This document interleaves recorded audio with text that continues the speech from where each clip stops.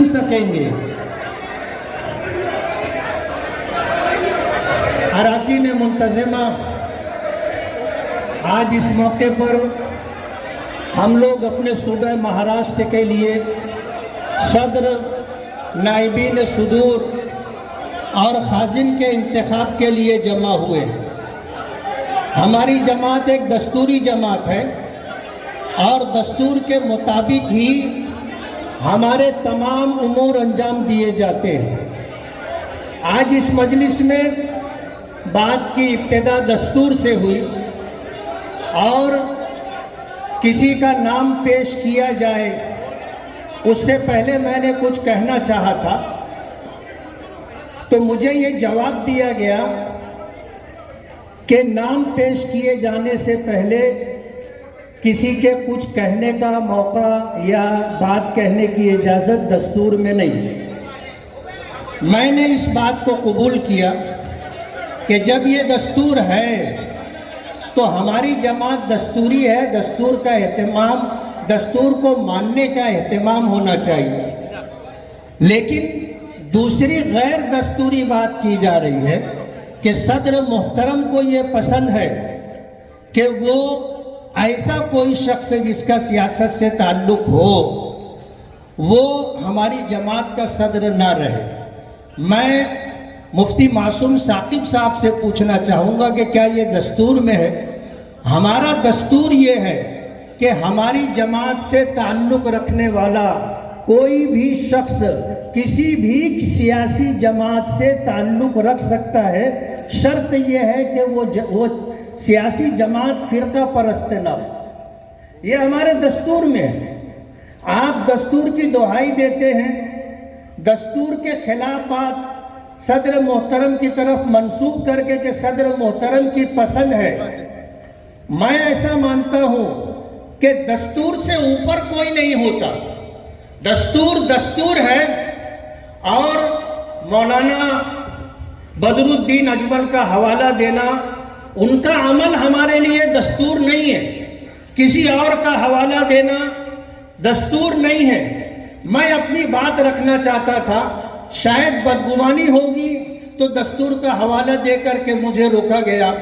ہمارا ہمیشہ کا یہ معمول رہا ہے کہ ہم اتفاق رائے سے صدارت کا انتخاب کرتے، کبھی اختلاف نہیں ہوتا، لیکن کچھ معاملات ہیں جس کی وجہ سے یہ ماحول بنایا گیا کہ صدارت کے لیے ایسی صورتحال بننا چاہیے کہ انتخاب نظر آئے اور پورے مہاراشٹر سے اراکین منتظمہ آئیں۔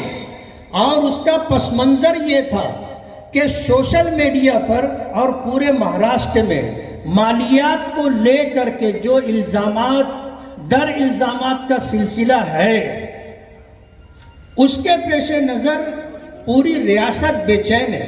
اور یہ معاملہ آج کا نہیں ہے۔ میں ورکنگ کمیٹی کا ممبر ہوں مہاراشٹر کے، میں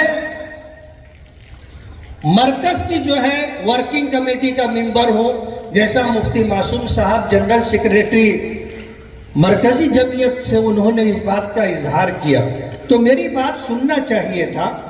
لیکن آج مولانا حلیم اللہ سے میرا کوئی ذاتی اختلاف نہیں ہے، اور سب کو پتہ ہے کہ سالہ سال سے مجھ سے یہ گزارش لوگ کرتے تھے، تقاضا کرتے تھے کہ آپ صدارت کے امیدوار بنے۔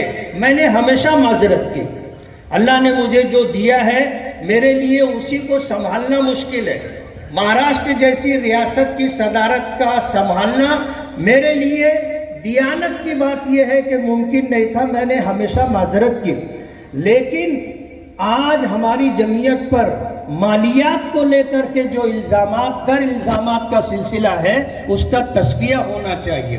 مولانا حلیم اللہ صاحب سے معذرت کے ساتھ مجھے مرحوم گلزار اعظمی رحمت اللہ علیہ نے جو بات کہی ہے کہ نوٹ بندی کے موقع پر ایک بہت بڑی رقم دی گئی اور اس کے بعد دفتر میں ایک بہت بڑی رقم تھی جو لوگوں کی لا علمی میں لے جائی گئی، اور یہ کروڑوں کی رقم ہے اور آج تک اس کا تصفیہ نہیں ہو سکا۔